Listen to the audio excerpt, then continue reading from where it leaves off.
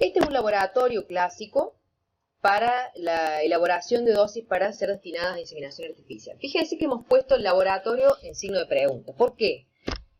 Simplemente para querer aclarar que no es necesario tener este laboratorio tan lindo para la imagen, no es necesario. Si cuando uno habla de laboratorio, esta palabra que parece realmente, bueno, estamos hablando de una cosa cara, una cosa técnica, una cosa difícil de... En realidad no es ni más ni menos que el rejunte de algunos elementos que en una habitación que puede no ser como la de la foto, pero que mientras mantengamos la higiene, la limpieza y la temperatura adecuada, podemos considerarlo como nuestro laboratorio. ¿Por qué hacemos esta aclaración? Porque, bueno, porque hay empresas que se dedican a vender estas cosas y que comercialmente ofrecen esto que estamos viendo en la foto, que obviamente que sería lo ideal y lo correcto y lo deseable, pero en muchos casos no se tiene específicamente esto y aún así se puede obtener dosis de calidad. Básicamente lo que yo necesito para un laboratorio de extracción de semen es un microscopio, es una balanza, una placa térmica, ya vamos a ver cómo se maneja, un soporte de envasado para que al momento de envasar las dosis cada una en su respectivo recipiente y una conservadora. La conservadora no son heladeras, ¿sí? Son conservadoras eléctricas que van a conservar las dosis de semen a una temperatura de 15 grados aproximadamente. Cuando hablamos de tipos de diluyente, entonces hablamos de las duraciones. Cuando hablamos de calidad de diluyente, a ver, vale la misma aclaración que hablábamos cuando decíamos de la alimentación del padrillo. No son elementos en los que uno deba o tenga que ahorrar. Hay que buscar diluyentes que estén en el mercado disponibles, que sepamos de dónde provienen y de empresas serias, porque, vuelvo a repetir, el 50% del resultado en nuestros índices de eficiencia productiva y reproductiva dependen del padrillo. Entonces no es un aspecto en el que debamos ahorrar. Con respecto a la calidad del agua, el tipo de agua que vamos a utilizar para la elaboración de dosis no es cualquier agua, no es el agua de la canilla. Es un agua que puede ser o bidestilada o incluso tridestilada, que en conjunto con el diluyente nos va a permitir ser mezclado con el semen para elaborar las dosis que puedan ser conservadas. Asociado a esto que venimos hablando, nos hacemos esta pregunta: ¿tener el padrillo, la sala de extracción y el laboratorio es la única opción? No, la realidad es que estas cosas van cambiando según lo que comercialmente se va ofreciendo. Hubo una época en donde se puso de moda la instalación de los laboratorios con la sala de extracción y la evaluación seminal, y bueno, y todo el mundo salió a instalar sus laboratorios. Hoy en día se pusieron de moda los centros de inseminación. Son personas que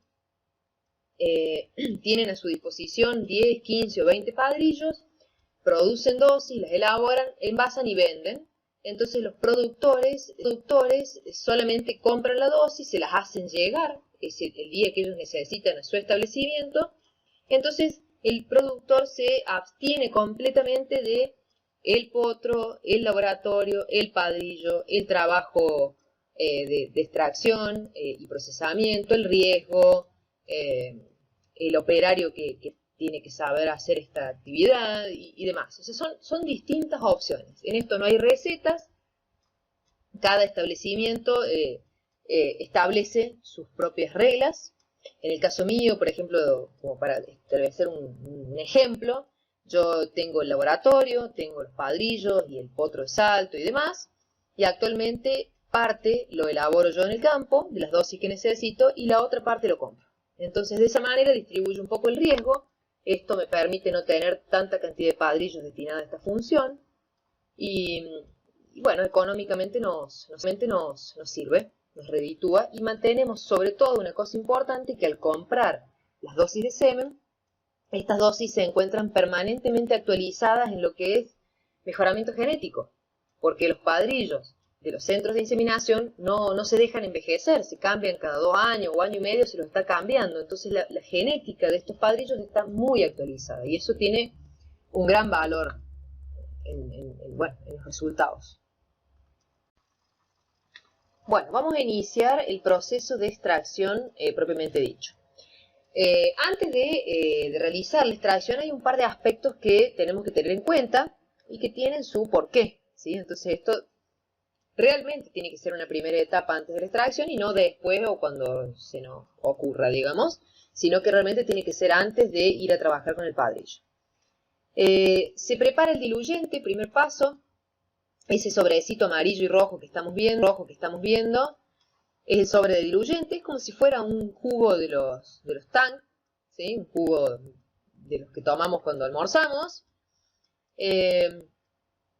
Se coloca un recipiente, que es ese plástico que se ve, se lo coloca en una bandeja con un sostén y en la balanza.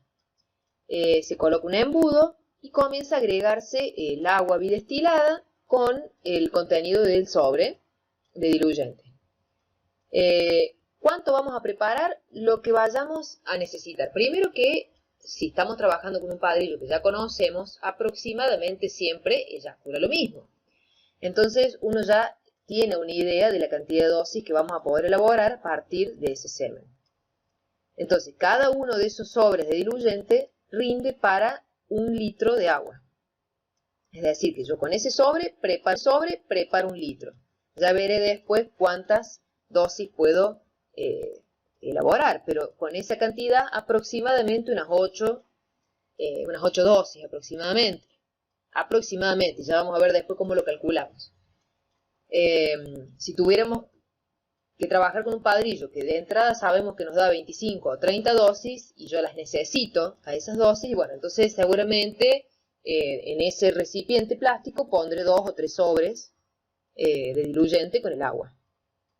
El paso 2 es llevar ese recipiente plástico, que es como una bolsa con un tapón, ese tapón azul que tiene, lo llevamos a la placa térmica. La placa térmica está regulada electrónicamente a 37 grados aproximadamente, entre 37 y 38.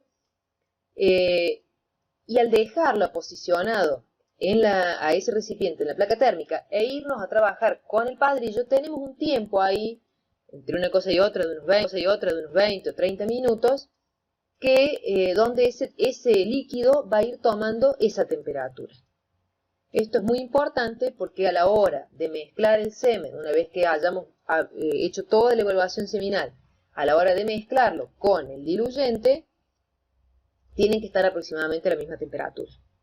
¿Qué ponemos también en la placa térmica? En la foto no se ve muy claramente, pero hay unos porta objetos y unos cubre objetos con el mismo objetivo. Al mantenerlos atemperados a esa temperatura, cuando querramos observar el microscopio alguna muestra de semen, no generamos un choque grande de temperaturas. Tengan en cuenta que el semen va a ser extraído a algunos grados menos que la temperatura del padrillo. Estaremos hablando de 36 o 37 grados que va a tener el semen recién extraído y de golpe lo vamos a poner en contacto con un vidrio que está a mucha menor temperatura. Entonces, para evitar esto y tener falsas observaciones, colocamos los vidrios de porta y cubre objeto en la placa para que también se atemperen. Algo que ya habíamos hablado un poquito es la cantidad de diluyente que voy a necesitar. Esto surge de una pequeña fórmula y está asociado a esto que decíamos recién, de que tiene que ver un poco con el conocimiento que tenemos previo del padrillo. Pero básicamente la cantidad de diluyente, ¿a qué vamos a llamar diluyente? Al agua bidestilada mezclada con el sobrecito de diluyente propiamente dicho. Va a ser igual a N, que ¿qué es N? Es el número de dosis que yo voy a elaborar, por 100, siendo 100 el volumen de cada dosis. ¿100 qué? 100 mililitros, ¿sí? Menos el volumen del eyaculado. En definitiva, la cantidad de dosis que yo voy a tener expresado ya en volumen, ¿sí? Por ejemplo, 10 dosis por 100 mililitros me da 1000, o sea, un litro, 1000 mililitros, menos el volumen del eyaculado, por ejemplo, 300. Quiere decir que yo de diluyente voy a necesitar 700 mililitros y de volumen del eyaculado tengo 300. Ambas cosas, en su conjunto y mezcladas, me otorgan las 10 dosis que yo quiero elaborar. Entonces, desde el vamos, yo tengo que, una cosa son la cantidad de dosis que yo necesito y otra la cantidad de dosis que el padrillo me va a aportar. Puede ocurrir que si necesito 60 dosis porque tengo esa cantidad de cerdas para inseminar, tengamos en cuenta que cada servicio o cada cerda recibe 3 servicios, entonces si por ejemplo tengo 60 dosis, estaré hablando de unas 20 cerdas para inseminar. Entonces, en ese caso, muy probablemente necesite de la eyaculación de más de un padrillo, ¿sí? Obviamente eso se van a trabajar en forma independiente, de cada padrillo obtendré una determinada cantidad de dosis, van a ser debidamente identificadas o rotuladas esas dosis para identificar de qué padrillo provienen, y en su conjunto, uno me dio 35 y el otro me dio 25, con eso logro completar las 60 que necesito.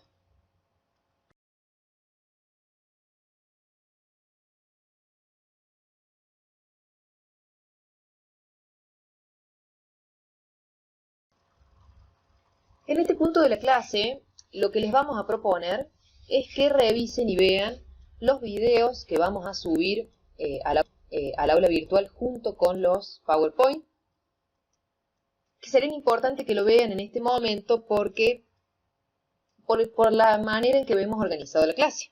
Estamos en el punto donde tienen que ver el video que va a decir proceso de extracción para, a partir de ese video, continuar con el cálculo del volumen del eyaculado. ¿Sí? Se van a encontrar con otros videos que oportunamente les iremos aclarando en diapositivas cuando conviene que los visualicen. De todas maneras, si los ven en otros momentos, tampoco hay problema, pero es como para que ustedes logren ir conectando las diapositivas con los videos. Lo primero que vamos a realizar en el semen es un análisis macroscópico seguido de un análisis microscópico. El análisis macroscópico es bastante subjetivo porque depende del observador. En esto no hay recetas, sino que la persona que está a cargo de la extracción y evaluación seminal va adquiriendo una determinada capacidad o aptitud que se va mejorando con el tiempo, pero se hace rutina, ¿sí? Y que si nosotros cambiamos a ese operario, muy probablemente notemos diferencias en las observaciones. Y lo importante es que, más allá de la subjetividad, es que la persona que realiza estas actividades sea siempre la misma. De esta manera logramos sostener en el tiempo el tipo de observaciones.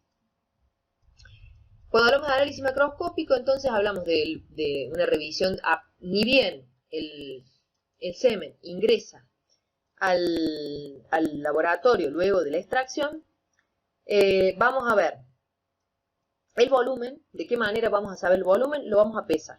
Vamos a utilizar la balanza que ya habíamos mencionado, vamos a pesar y vamos a tomar nota de ese dato. ¿Por qué? Porque es el primer dato que nos va a permitir calcular el número de dosis. Vamos a observar el color debe ser según los parámetros de normalidad del semen, un color blanco lechoso, poco translúcido.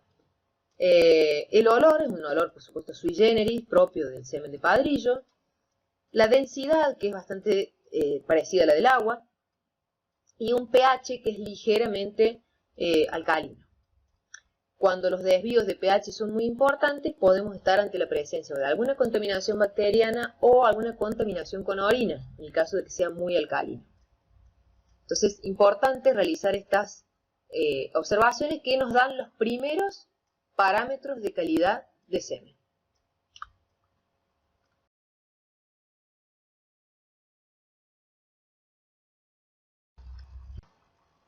Para realizar ese examen microscópico, vamos a tomar una muestra. Esa bolsita contiene el semen puro.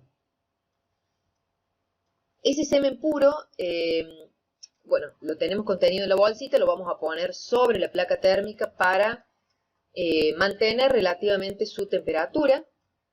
Vamos a utilizar una pipeta, que es la que estamos en ese momento introduciendo dentro de la bolsa, con un pipeteador. Esto simplemente, digamos, por una cuestión de comodidad y evitar una técnica de laboratorio muy frecuente, que es pipetear una sustancia utilizando la boca, ¿sí? Por obvias razones. Creo que no hace falta demasiadas aclaraciones. Si no tuviéramos un pipeteador, bueno, realizamos esa otra técnica, pero con mucha precaución.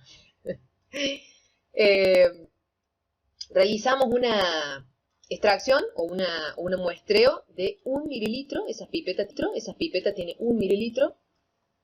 A partir de ahí, vamos a, de ese mililitro, lo vamos a llevar, ya vamos a ver para hacer qué.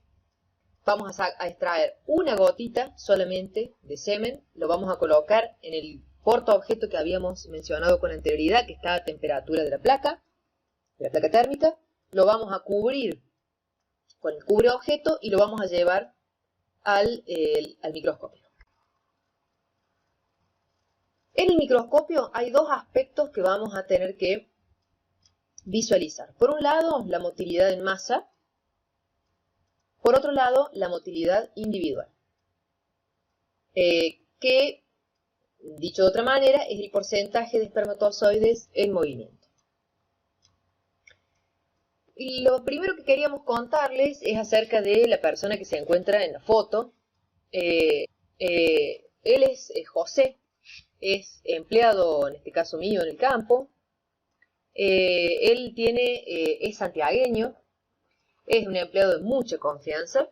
Es una persona que no tuvo la suerte de recibir instrucción, exceptuando por algunos años de la primaria. Es decir que sus, digamos, conocimientos o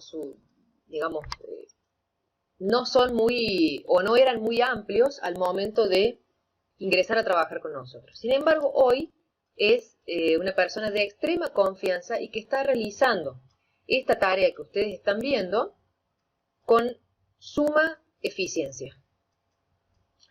¿Qué quiero decirles con esto? Que el hecho de realizar una evaluación seminal y una elaboración de dosis para inseminación artificial no es una tarea, no estamos hablando de despegar una nave espacial.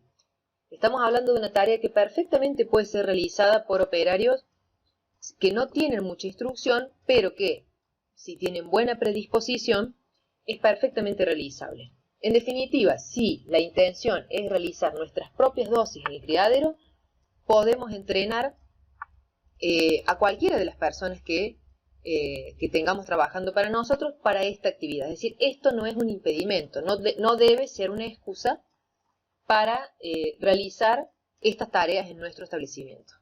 ¿Sí? Eso que se visualiza en el fondo de la diapositiva es lo que vamos a ver ahora como motilidad en masa. Vamos a subir unos videos para que ustedes vean cómo se observa esto en el microscopio. Y si Dios quiere, ojalá podamos realizar alguna práctica en el campo de escuela donde podamos visualizar esto en vivo y en directo en el microscopio.